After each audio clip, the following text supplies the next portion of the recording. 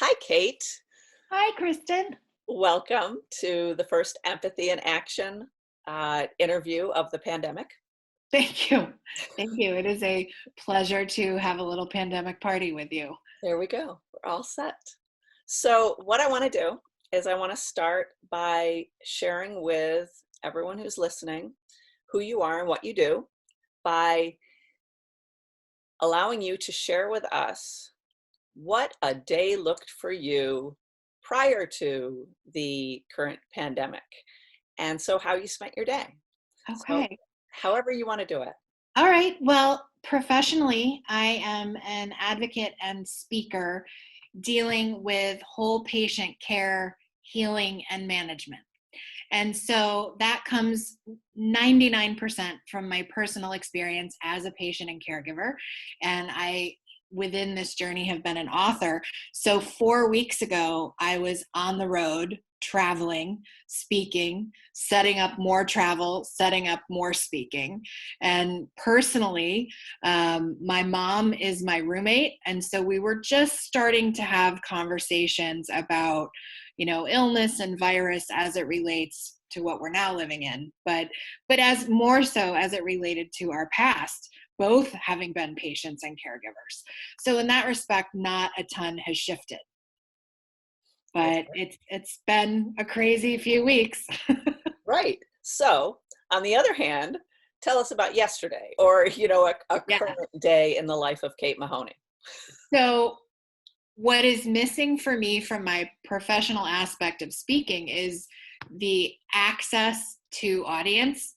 I have not done a ton online. And now, and probably everyone watching knows that Zoom is how we are all interfacing and connecting.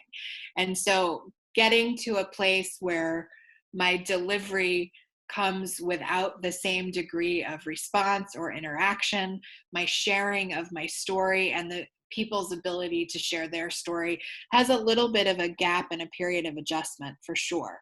But I'm reevaluating and basically going back and taking speeches and turning them into pieces that I can post and re-editing in a way that it flows differently so that I can still continue to get a message out, which I think at this point in time is, I hope, very helpful and necessary as other people arrive at very different new norms almost hourly across the world.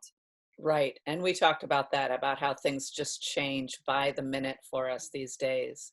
Yeah. But also in your advocacy, patient advocacy, how has that changed? Or has it? Yeah, I mean, more than the writing and the speaking, I would say the amount of times my phone rings with questions or texts or emails from people who have reached a certain point of either discovery or resistance, or pick a word and fill it in there, as they are navigating a health and wellness journey or even just processing a crisis. I do feel like I am having to pull back a little more and not react to the urgency, and just I have to listen more and breathe more and be even more present than I thought than I had previously been. Breath is available to us, and it's very hard to say, take a deep breath, when we are being told in every other method of communication to cover our breath and be cautious of our breath and not breathe in a particle or not breathe in an aerosol, or Yeah. constant conversations around ventilators and supporting breath in a life and death crisis. So that piece of conversation has shifted tremendously for me in terms of patients and caregivers.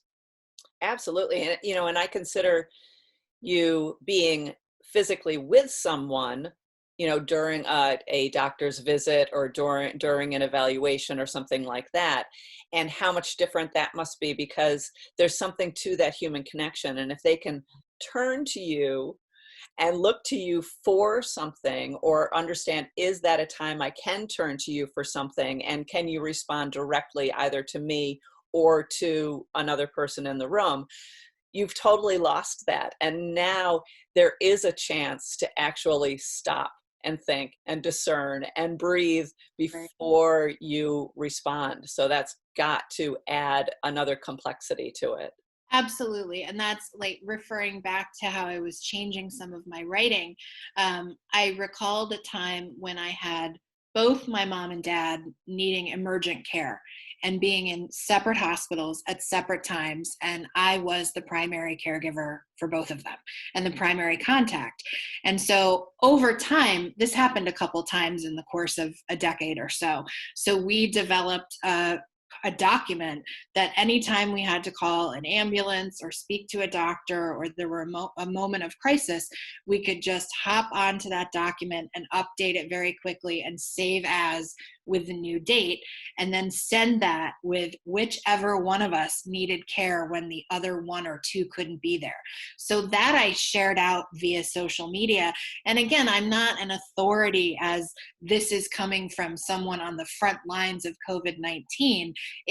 This was my experience. And if this can help you quiet noise, create some sense of organization when the most important time you want to hold your loved one's hand is not available to you, then I hope that my offering can give you some comfort. Exactly. And your experience has made you an expert, I think, in this type of dealing and day-to-day dealing. So just like you say, I think it's extremely relevant today in our current situation. Thank you. Yeah, for anybody who is watching and does not know, I have recovered from stage 4 cancer, multi-system organ failure, and my parents both had cancer. My mom had a brain tumor. My dad had a brief journey, which for him was much longer, but the acute crisis of alcoholism and recovery. So we sort of by proxy have an ability to speak to medical crisis and illness altering any life plan. So I've lived pandemic adjacent for a large part of my life. Yeah, exactly. So now I know you. So I know you throw empathy into everything you do. And I know that's part of your process. So it might not even be something that you speak about very often because it is ingrained in what you do. And, not only in your friendships, but in your work and in your writing and in probably your family and any type of business dealings. But if you could take that and speak to any or multiple of those on different levels of your life as to how you incorporate empathy, that would be great. Sure. Thank you. So my academic training and my original interest is really storytelling. My degree from college was in drama, and I later studied improv. And so empathy serves as, you've heard the phrase yes and in improv. So empathy serves as that yes and hub. And if you're creating a character, empathy is the tool that allows you to connect if you can't get to the accent or try the coat on or be in the room. It's layering in the meet me where you are of character building. And in improv, it's working with a group and seeing the need, but that pause between the yes and the and. I mean, it is yes and, but it's also the pause between assessing what's happening and how you're going to respond. So when it comes to dealing with people navigating healing and wholeness, not just health and wellness, my brand is healing and wholeness. So it's saying empathy for me is the tool that looks at the entire picture. And if empathy is absent, you are going to miss parts of that picture. And if you are skipping steps and missing the whole picture, you cannot heal in a whole and constructive way. So then further, you take that into a business model. Again, you have to use kind of all of your senses. And empathy serves as the long-term business plan. Compassion and sympathy are excellent. They're marketable. I mean, we have a whole greeting card industry out of them, but compassion sort of gives the distance, and empathy says, stay connected, but have a long vision. I like that. I like empathy as a long-term business plan. That's a great way to look at it. And when you're talking about empathy, I want to make sure that people understand that I'm sure it's not just with the person who's requiring the advocacy and the healing, but it's probably everybody in the room, you know, including Absolutely. if it's a doctor or a family member. So I'm sure that all of that has to be taken into account. Right. I mean, empathy is the toolkit under the larger, well, now I'm just mixing metaphors. It's like under the umbrella of emotional intelligence.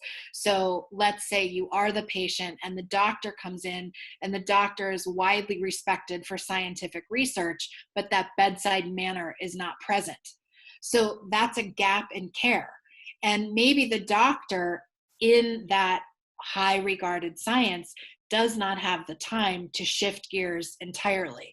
So then who else is going to be in the room to bridge that gap, right? So empathy, as we all use it, as we come to it, as we grow and practice it, serves as that bridge builder of parts of the self or person to person in friendships, who have known each other a long time, or people who are meeting for the very first time.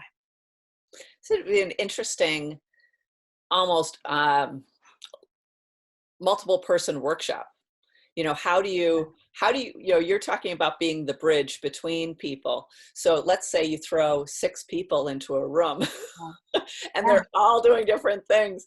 It'd be an interesting practice or experience or workshop or something to how do you build the bridges between each one? And maybe is it easier to teach somebody else to be building bridges also? Or can you put that through, you know, within what you say? But I mean, Yeah. that could be Well, no. another thing. So in theater, there's this wonderful exercise called viewpoints. And if you've ever seen a movie where there's like an airport or a train sequence and people are walking at different paces going in different directions, more often than not, they have been given that direction. And Right. so they have a purpose to get from A to B, right? And so what I have done with my younger audiences is I'll assign each of them a character trait. Maybe it's a broken arm, or maybe it's, you know, that they lost a friend, or, you know, you get into it based on what the need of the group is.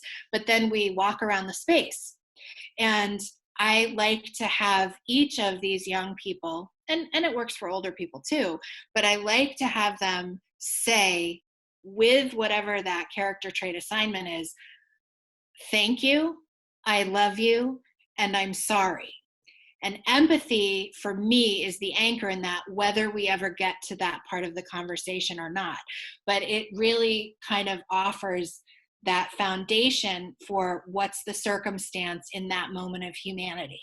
Are you in pain? Because if you're in pain, you're going to say, I'm sorry, thank you, and I love you very differently than if everything is going so well. Right. And that's kind of the practice, practice, practice, practice. Even if it's subliminal in that way and you're not quite sure what Yeah, you're getting out of it, you're yeah, practicing empathy by just putting those words on it. I love that. absolutely. Yeah, yeah. Okay. Well, this has been so great. Oh Thank my you gosh, so thank you. much. And is there anything else that you want to just take the opportunity to throw out there? Well, I will do a shameless plug here. I am the author of a book called The Misfit Miracle Girl, Candid Reflections. And in a time when people are looking for stories, I would like to let people know mine is available. I believe it's on Barnes and Noble and Amazon and a couple of other online retailers. But mostly, I just want people to know that both things can be true. You can be hopeful and afraid. You can have all the information in the world and still not know what's going to happen next. And so that's when our breath becomes our most valuable tool. And empathy can inform our breath too. If empathy is the pause between absorption and reaction, if empathy is the yes and, empathy is also the opportunity to take a breath in between all of these various emotions and feelings and thoughts that we are collectively experiencing as a global community. Exactly. And, you know, all the feelings are valid. There's Yeah. never a feeling that's not valid to the person who's experiencing it. Yeah. And if empathy can just have us take that pause before we react on any of these emotions, that's the practice. Yeah. Don't judge yourself if you skip the steps, but try not to Right. skip the steps. Yeah. Yeah. Thank you. Thank Thank you you. so much. And I will put a link in the description on the video as to how to find the book. Um, Kate Yep. is a great person to get to know in any opportunity you have. If you are having coffee with her, or you have a possibility to see a presentation that she's doing or putting online coming up, depending on what's going on. But reading her book is just another avenue for getting to know Kate. Thank you. Yes, and more current writing is on my social media, Kate D. Mahoney. Thank Great. you. Thank you. And we'll put that in also. Okay, great. Okay. Well, have a wonderful day You and take too. care. I'll talk to you soon. Okay. Okay. Bye. Bye.